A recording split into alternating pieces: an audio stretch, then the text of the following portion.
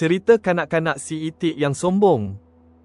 Di sebuah kolam yang tenang, hiduplah seekor itik bernama Itam.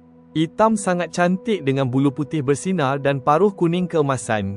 Namun, Itam mempunyai satu sikap yang kurang baik, dia sangat sombong.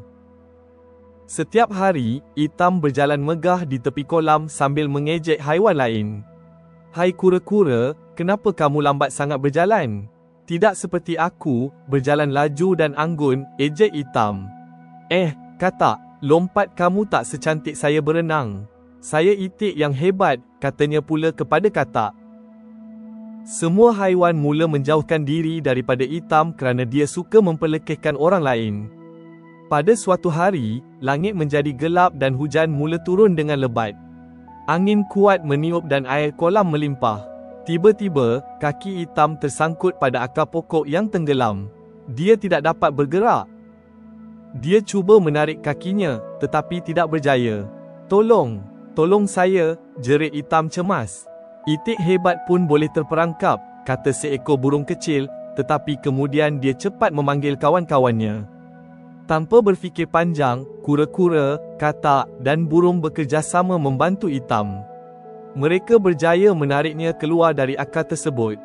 Itam sangat terharu. "Saya minta maaf, saya telah bersikap sombong dan menyakiti hati kamu semua. Terima kasih kerana tetap menolong saya," kata Itam dengan bergenang air mata. Sejak hari itu, Itam menjadi seekor itik yang rendah hati dan baik hati. Semua haiwan kembali berkawan dengannya, dan kolam itu menjadi tempat yang damai semula. Pengajaran dari cerita Itik yang Sombong. 1.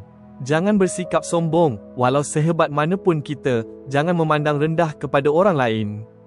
2. Hargai kawan-kawan, dalam masa susah, kawan yang sebenar akan membantu kita. 3. Bersikap rendah hati, sifat rendah diri menjadikan kita disukai dan dihormati.